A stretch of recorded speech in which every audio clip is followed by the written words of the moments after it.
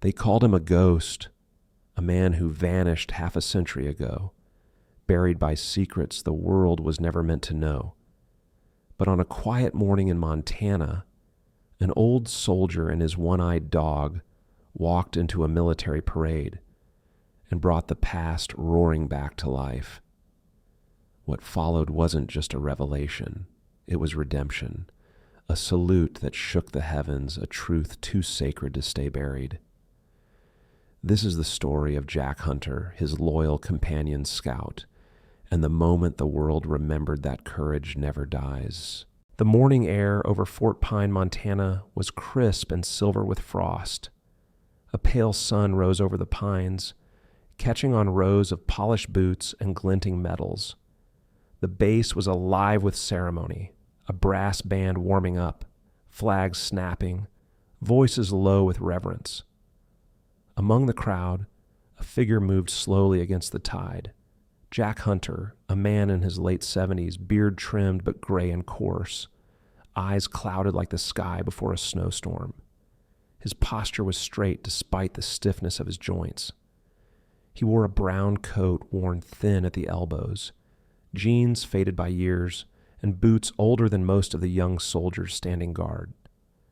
Beside him padded Scout, a German shepherd with fur like smoke and snow, one blind eye clouded white, the other alert and loyal. Scout was 12, slow in step, but every motion deliberate, as if the old dog still remembered marching orders from another life. Jack paused at the security line, the murmurs of the crowd washing over him like wind. A young guard stepped forward, Private Keller, no older than 22, with skin taut over sharp cheekbones and eyes too certain for their age. His uniform was pristine, creases sharp enough to cut light. "Sir, I'm going to need to see your invitation," Keller said, his tone polite but mechanical. Jack's lips curved slightly, the faintest shadow of a smile. "I don't have one," he said quietly, voice rough from years of smoke and sand. "I'm just here to watch." The guard frowned, the way boys do when faced with something that doesn't fit regulation. "I'm sorry, sir, this area is for invited guests only." Jack's gaze didn't waver. He looked past Keller toward the stage where officers were gathering under banners of red, white, and blue. "I was invited a long time ago," he murmured, more to himself than to anyone else. Scout shifted beside him, letting out a low rumble, not a threat, but a memory stirring deep in his chest. Jack placed a calming hand on the dog's head, fingers brushing the coarse fur behind his ear. The gesture quieted them both. Inside, Jack felt the familiar ache, the one that came when he stood on military ground again. 50 years since he'd last marched under command. 50 years since the jungle swallowed his unit whole and left him a ghost in his own country. He could still hear the helicopter rotors, the shouting, the silence after the last bullet fell. The world had moved on. He had not. The brass music across the square pulled him back to the present. "Come on, old boy," he whispered. "We'll just stand in the back." Keller hesitated, uncertainty flickering in his eyes. Something about the old man, the quiet authority, the way he held himself without demanding space, made him pause. Before he could speak again, a voice called from behind the barricade. "It's fine, Keller. Let him through." The speaker was Major Sarah Whitmore, the event coordinator, a tall woman in her early 40s with auburn hair pinned neatly under her cap and eyes the color of old copper. Her uniform fit perfectly, but her stance carried warmth rather than rigidity. Years as a medic had softened her voice, though it still carried command. "He's not hurting anyone," she added, her gaze lingering on Jack for a second longer than necessary, something in his bearing stirring recognition she couldn't place. Jack nodded his thanks, tipping his head. "Appreciate it, ma'am." Sarah smiled faintly, unaware that she was looking at a man whose name had once been erased from history. Jack led Scout to the edge of the field, finding a quiet spot near a row of empty benches. He sat slowly, every movement careful. The morning sun touched his face, and for a brief second, the years peeled away. His hand brushed the pocket inside his coat. He felt the cool metal of a small medallion, the inscription faint under his fingertips. Project Black Valor. The past lived there, heavy and waiting. Scout lay down beside him, head resting on his boot, one ear twitching at the sound of the band tuning up. Around them, the crowd cheered as the ceremony began. Jack looked toward the stage and whispered under his breath, "We made it, boys." Scout's tail thumped once, soft as a heartbeat, as if he too recognized the ground beneath their feet and the ghosts buried there. The brass band's final note still hung in the icy Montana air when General Marcus Franklin took the stage. He was a tall man in his early 70s, shoulders broad, though slightly stooped under the weight of 4 decades of command. His face bore the map of his years, deep lines carved by sun and sand, a scar tracing down his left cheek, a souvenir from a mission he never spoke of. His hair, once dark as gunmetal, was now silver at the temples, and his eyes, cold blue, sharp as broken glass, missed nothing. Franklin was known across the armed forces for 2 things: his discipline and his silence. The younger soldiers revered him, but to those who had fought long enough to read between medals, there was something haunted behind his steadiness, a secret that had followed him home from a war no one remembered winning. Sarah Whitmore stood near the podium, clipboard in hand, her copper hair glinting in the light. Her gaze occasionally swept the crowd and stopped on Jack Hunter, who sat quietly with Scout at his feet. Something about him unsettled her, a familiarity that she couldn't explain. The way he watched, steady and unflinching, reminded her of her late father, also a soldier lost to time and silence. Sarah took a step toward the crowd, intending to check on him, but the ceremony began in full, and her duty bound her to stay by the stage. Beside her, Franklin adjusted his collar, his medals clinking softly, a sound that once symbolized honor but now felt to him like chains. Jack sat at the back row, watching Franklin speak about sacrifice and valor. His voice was commanding, measured, each word perfectly rehearsed for the cameras. "Our history is written by the courage of those who gave everything," Franklin declared. The crowd applauded, but to Jack, the words rang hollow. Scout stirred at his feet, ears twitching, restless. The old dog's nose lifted to the wind as if catching a scent invisible to human senses. Jack followed his movement, eyes narrowing as Scout stood, tail low, body tense. "Easy, old boy," Jack whispered, but Scout ignored him, padding away toward the memorial wall behind the stage, a granite monolith engraved with hundreds of names. The audience barely noticed until Scout began to bark. It was not loud, but it carried a weight that sliced through the applause. People turned, cameras swiveled. Jack rose quickly, his joints protesting. "Scout, heel." But the dog kept barking, fixed on a single panel of the wall where sunlight struck directly on the polished stone.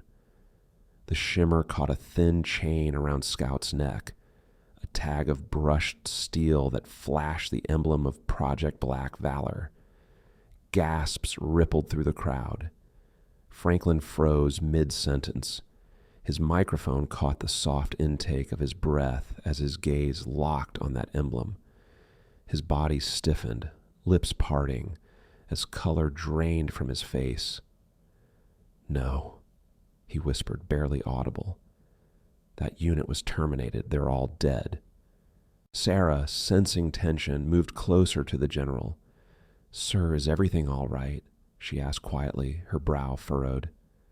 Franklin didn't respond. His eyes were fixed on Jack, who was now at Scout's side, trying to calm the animal. Sarah followed his stare and saw what Franklin saw. The name engraved on the wall beneath the sunlight, Staff Sergeant Jack Mason, KIA, 1974. Yet there the man stood, alive, his hand resting on his dog's back, the same calm in his weathered eyes that soldiers carried into missions they never expected to return from. For a moment, no one spoke. The entire parade ground seemed to hold its breath. Franklin's hand trembled slightly. The microphone wavered. "It can't be," he murmured, his voice almost cracking. He was in Laos. There was no extraction. The words slipped out before he could stop them. Sarah turned sharply to him. "Sir, what did you say?" But Franklin stepped back, lowering the mic, face pale as marble. Jack looked up, and for the first time their eyes met across the crowd, one man burdened by truth, the other by guilt. The distance between them collapsed into 50 years of silence. Scout quieted, sitting obediently at Jack's heel, his one good eye trained on the general as if recognizing him from another lifetime. Franklin's jaw tightened. His breath came shallow. Cameras clicked, capturing the strange tableau. A general turned ghost white, an old soldier alive against all logic, and a dog that refused to look away. Franklin tore his gaze from them and muttered to Sarah, "End the ceremony." Then he walked off the stage without explanation, leaving confusion and whispers in his wake. Jack stayed still, his hand resting gently on Scout's head, whispering, "You did good, boy." The brass band started again, uncertainly trying to drown the weight of the moment, but nothing could. Somewhere deep inside the crowd, a truth long buried had begun to stir. Night fell quietly over Fort Pine, the wind sighing through the pine needles like a restless memory. The small motel on the edge of town glowed dimly with a single neon sign that flickered vacancy in tired red letters. Inside room 6, Jack Hunter sat on the edge of the bed, the springs creaking under his weight. The lamp cast a weak yellow halo that reached only half the room, leaving the corners in shadow. His boots were off, his coat draped over a chair. Beside the nightstand, Scout lay curled on a thin rug, tail twitching even in sleep. But the old shepherd stirred uneasily, letting out a soft whine. Jack looked down. "What is it, boy?" The dog rose, nose to the floor, circling the small patch of faded carpet near the wall heater. Then he began to dig, slow, deliberate motions of his paw, nails scratching against something hollow. Jack knelt beside him, joints popping in protest. The smell of dust and old metal filled the air. His fingers brushed against cold steel. Beneath the loose plank lay a small weathered box, its surface dented and rusted at the edges. Jack froze. He hadn't seen that box in almost half a century. Scout sat back, panting softly, one good eye fixed on him, tail thumping once as if to say, "You found it." Jack pulled the box free, setting it on the bed. His hands trembled slightly, not from age, but from recognition. "You kept it safe all these years, huh?" he whispered. Scout pressed closer, resting his chin on Jack's knee. The box bore faint stenciling on the lid. Black Valor, restricted. The paint was nearly gone, but the ghost of those letters burned brighter than any memory. He unlatched the lid, the hinges groaning as if reluctant to open. Inside, wrapped in old canvas, lay fragments of a life erased, a faded photograph, 7 young men standing shoulder to shoulder in jungle fatigues, faces smeared with mud and youth. Behind them, the shadow of a helicopter and an American flag, barely visible through smoke. On the back, written in smudged ink, Echo Team, 1974, Laos border. Jack traced the faces with a fingertip until he stopped on one, the grinning kid with freckles and a bandana around his neck. Miles Carter, the youngest of them, barely 20. Reckless, bright-eyed, and stubbornly loyal. He was the one who had dragged Jack out after the explosion, the one who never made it to the extraction point. Jack swallowed hard, blinking away the sting in his eyes. "You saved me, kid," he murmured, "and I let the world forget you." Beneath the photo lay 2 dog tags, one half melted from heat, and a micro SD card sealed inside a waterproof casing. Scrawled across the plastic in black marker were the words, "For truth, Miles." Jack turned it over in his palm, the weight far heavier than the metal should allow. His heart beat slower, heavier, each thud carrying memories he had buried under decades of quiet. He walked to the small desk, rummaged through a drawer, and found a portable card reader, a relic he carried even now, just in case. He inserted the card, and the laptop screen flickered to life. Grainy footage filled the screen. Night vision green, the sound of labored breathing, the lens mounted on a helmet. 6 soldiers moved through dense jungle. Their unit patch, the same insignia Scout now wore on his tag, glinted briefly. Then came the voice, "This is Echo Team, target secured, awaiting extraction." Another voice answered through the radio, cold and clipped. Jack froze. It was Franklin's, younger but unmistakable.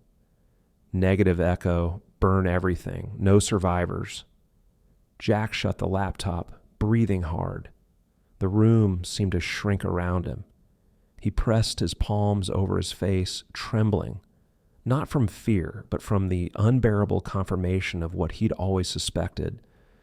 The mission had never been about rescue. It was a cover-up. They had been sent to die. Scout nosed at his arm, sensing the turmoil. Jack looked at the dog's one clear eye, shining amber in the lamplight. "You were there too, weren't you?" he whispered. Scout tilted his head, and for a fleeting instant, Jack imagined he could see the reflection of the jungle in that gaze, the smoke, the fire, the chaos. He reached into his coat pocket and drew out the medallion of Project Black Valor. Its edge was worn smooth from years of turning it between his fingers, a habit he couldn't break. He leaned back, closing the box gently as though sealing away a ghost. "Chua je chung ta song la je mang kong li cho ho, jung hong, ban gia," he said softly, voice breaking with emotion. Scout laid his head on Jack's lap, tail brushing the floor once in answer. Outside, thunder rumbled far off across the mountains, and rain began to patter against the window. Jack looked toward the storm and whispered, "Tomorrow, they'll know the truth." He turned off the light. In the dark, only Scout's breathing remained, a steady reminder that some loyalties outlive even silence. The rain came hard through the night, drumming against the motel's roof like distant artillery. Jack Hunter sat at the small desk, the room dark except for the bluish glow of his laptop. The grainy video was paused on a single frame. Young soldiers, mud-smeared, terrified. Franklin's voice still echoed in his head, cold, detached, absolute. "Eliminate everyone, no trace." He could almost smell the jungle again, the wet rot of leaves and blood. His chest tightened and he pressed his hands to his temples. Time folded, and for the first time in years, he allowed the memory to open like a wound. It had been 1974, the final days of Operation Black Valor. Jack was then Staff Sergeant Jack Mason, 30 years old, built lean and sinewy, his jaw perpetually shadowed with stubble. His calm demeanor under fire had earned him the nickname Old Stone. The unit had been deployed along the Laos border under the guise of reconnaissance, but what they discovered had nothing to do with scouting. A covert lab hidden beneath a rice plantation, rows of metal drums marked with biohazard warnings. The smell had been unforgettable, sharp and chemical. When Jack reported it, command responded with static, then silence. Hours later, the jungle lit up with napalm. Miles Carter, barely 20, had grabbed him, shouting over the fire, "They're burning us out!" Jack remembered the heat against his back, the shock wave throwing him into the mud. Franklin's voice over the radio, calm as a Sunday sermon, "Mission complete, clean the field." He remembered crawling toward the helicopter, dragging Miles by the straps of his vest, but the boy's head lolled lifelessly. The explosion came seconds later. When Jack woke, everything was smoke and silence. Only one figure moved through the haze, a man in a dark uniform, not Army issue. Agent Roy Keene, thin-faced, slick hair, and cold gray eyes that never blinked. Keene had been CIA, the kind of man who smiled without warmth. He found Jack bleeding and half buried. "You weren't supposed to survive," he'd said, lighting a cigarette with casual indifference. "But maybe that's useful." He offered Jack a deal: disappear, take a new name, and stay quiet. Jack, broken and numb, took it. Now, 50 years later, that choice weighed heavier than the bullets that once tore through him. Jack leaned back, staring at the ceiling as the rain hammered above. He whispered, "You were right, Keene. Silence kept me alive. But silence isn't peace." Scout stirred at his feet, lifting his head. The dog's fur was damp from a short walk earlier, and he smelled faintly of pine and rain. His good eye gleamed in the dim light, always watchful. Jack smiled faintly, reaching down to scratch behind his ear. "You wouldn't have liked him, boy. Too many ghosts in his eyes." Scout pressed closer, the soft weight of him grounding Jack in the present. The laptop beeped, battery dying. Jack saved the file onto a portable drive and shut the lid. He reached for his coat and drew out the old medallion of Black Valor, turning it between his fingers. The metal was cool, edges worn smooth. He had once sworn an oath under that emblem, believing in a mission, in leadership, in the flag. Now it was only a relic of betrayal. Still, beneath the bitterness, faith remained, a quiet ember that even war couldn't smother. He looked toward the dark window and spoke softly, as if to an unseen audience. "God kept me breathing for a reason. Maybe this is it." The motel clock ticked toward midnight. Jack packed the drive and the box into his bag. His reflection in the window startled him, a man weathered but still standing, eyes lined yet steady. Scout gave a soft bark, tail wagging once as if sensing what came next. Jack knelt beside him. "Tomorrow we go back to Fort Pine. There's someone who needs to see this." The dog licked his hand. Jack chuckled quietly, a sound that broke the heaviness of the room. "You're right. It's time." He turned off the lamp. The storm outside began to fade, leaving only the rhythmic breathing of the old shepherd. As Jack lay down, eyes heavy, he saw flashes of green jungle under fire, faces of the dead watching through smoke, and Franklin's younger eyes, filled not with malice but fear. Jack exhaled a single thought before sleep claimed him. It's not revenge, it's redemption. The morning unfurled like a flag, bright, taut, and impossible to ignore. The plaza at Fort Pine filled quickly, rows of dress blues, polished helmets, and the sharp glint of metals catching the sun. A brass ensemble marched in, cymbals crisp, drums speaking the language of ceremony. General Marcus Franklin stood at the dais, every inch the soldier's soldier, broad-shouldered even at 72, jaw square, the scar on his cheek a pale slash that gave his otherwise composed face an edge of hard memory. He began to speak of duty and continuity, of the unbroken chain of sacrifice. His voice steady, practiced, the cadence of decades spent addressing formations and cameras. Near the front, Major Sarah Whitmore watched the crowd. She was lean and quick, auburn hair tucked tight beneath her cap, skin freckled from years in sun and field hospitals, eyes that registered small things other people missed. She felt the ceremony's rhythm in her bones until the rhythm fractured. At the back where he'd sat, Jack Hunter felt the fracture first as a small electric pull at his boot, the familiar strain of Scout's leash. The old shepherd, one eye milky with time and muzzle flecked with gray, had been still beside him, breathing the same slow breath as the world.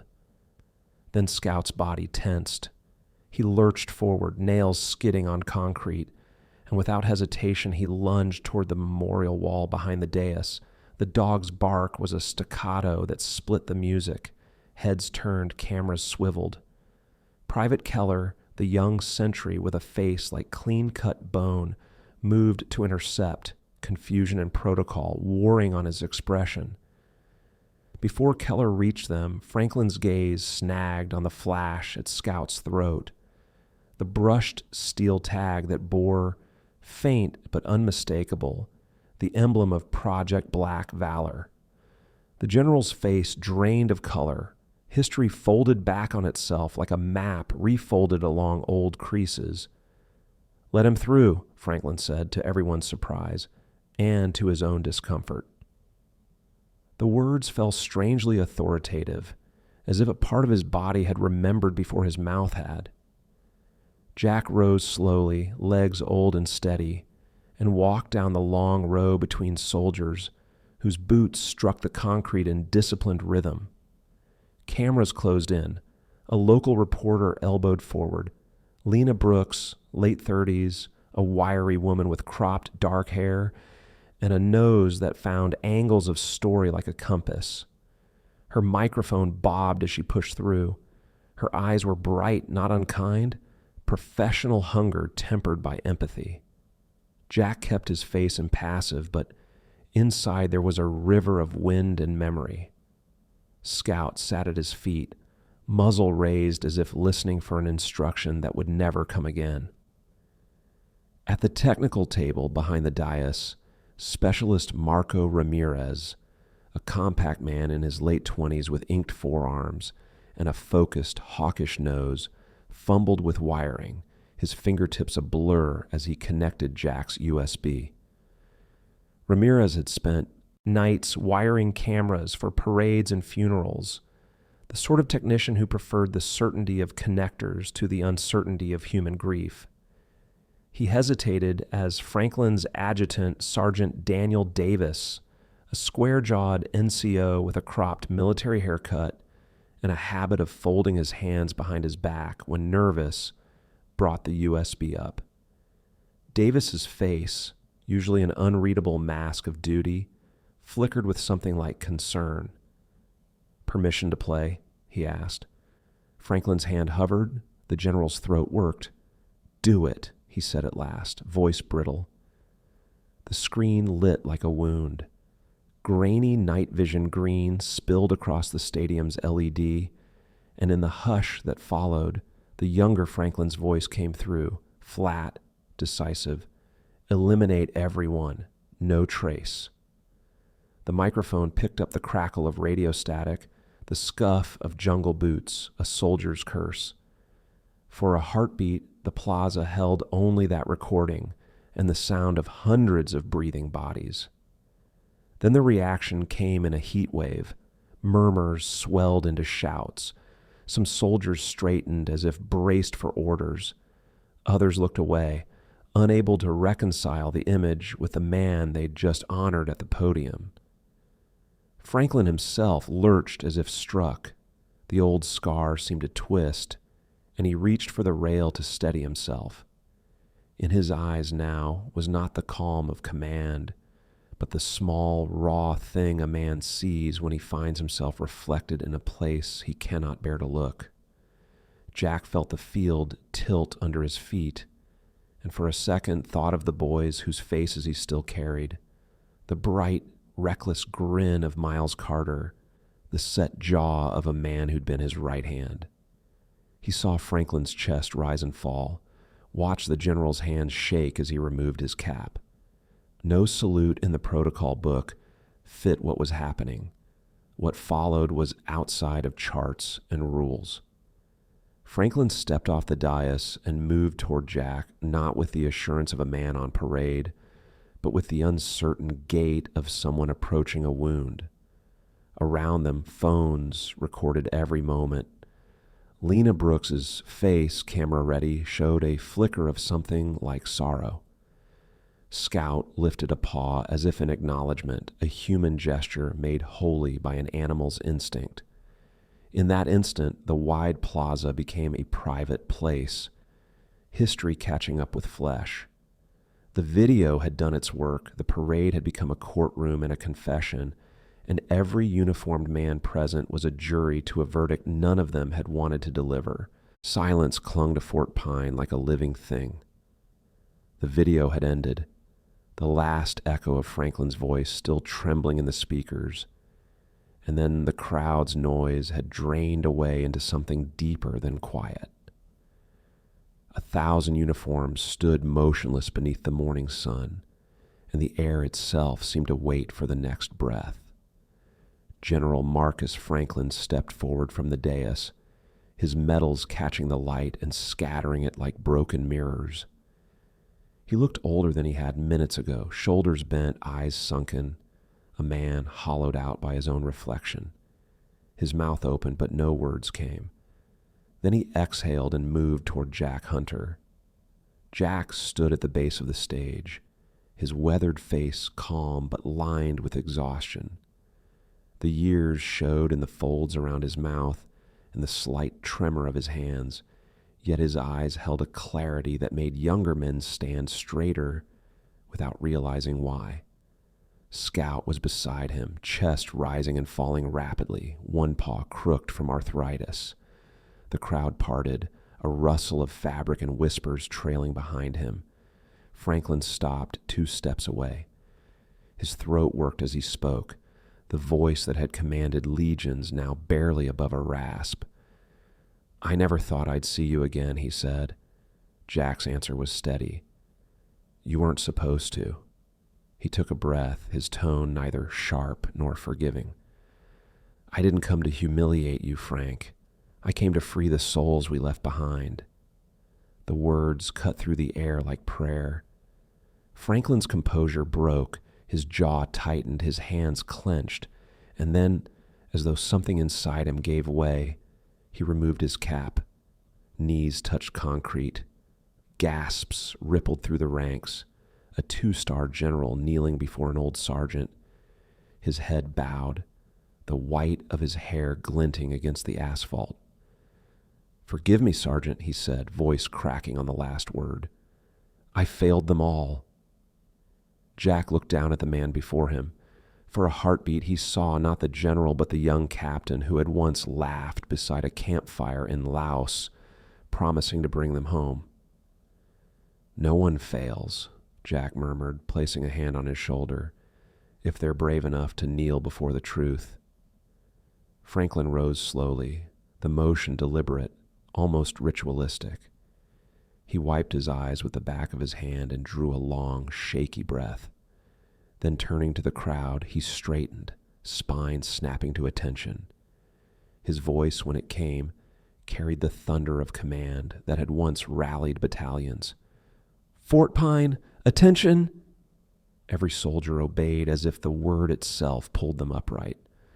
Hundreds of heels struck pavement in perfect unison. Franklin pivoted toward Jack and brought his right hand sharply to his brow in salute. The sound of the movement, a single clean crack through the air, felt like absolution. Jack blinked, overwhelmed by the weight of it, but before he could respond, a faint movement caught his eye. Beside him, Scout stood shakily, tail still, one paw lifting from the ground. The gesture was clumsy, trembling but unmistakable.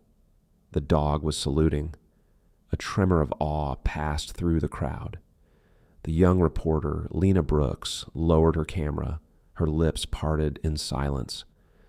Sarah Whitmore pressed a hand to her chest. Even the wind seemed to pause. Sunlight broke through the clouds then, spilling gold across the flagpole above them, setting the stars and stripes aflame in the sky. For a moment it seemed the entire world held its breath. Franklin kept his hand raised longer than protocol required, his gaze locked on the old soldier and his companion. When at last he lowered it, his voice was softer, stripped of all rank. "This salute," he said, "isn't for rank. It's for redemption." Jack gave a small nod, tears welling but unshed. And God, he whispered, heard it. Around them, men and women who had faced combat and loss bowed their heads. Some wept openly, others stood rigid, faces wet under the sunlight. The band did not play. The drums did not sound. Only the flag moved, whispering in the wind like the breath of something divine. In that sacred stillness, the war ended again, not in fire or order, but in forgiveness. Jack reached down and rested his hand on Scout's head. The old shepherd leaned into the touch, eyes half closed, as if feeling the peace he'd been promised in another life. The moment stretched, man, dog, and general frozen beneath the light, an image that would outlive them all. It was the salute that broke heaven, the soundless command that every soul there obeyed without knowing why. The world had shifted in the 30 days since Fort Pine fell silent. Newspapers called it the salute that broke protocol, but soldiers who had stood there called it something else. The day truth stood tall. General Marcus Franklin had resigned his commission 1 week later, citing personal accountability. The official statement was brief, but the press conference that followed was not. Under the soft glare of cameras, the old general faced the world with bare hands, his uniform left behind. His gray hair was neatly combed, his jaw clean-shaven, but his eyes, once the steel of command, were softened by contrition. "I gave orders that cost good men their lives," he said, voice steady despite the tremor in his fingers. "Their silence bought my career. No more." The next morning, he announced the founding of the Black Valor Families Fund, a trust designed to locate, honor, and support the families of those erased by classified wars. Donations flooded in from veterans across the nation. For the first time in decades, Franklin slept through the night. In a quiet corner of Helena, Montana, Jack Hunter's motel room had become still. The maid, Martha Klein, a stout woman in her 50s, with graying curls and kind eyes that always found something to mother, was the one who found him.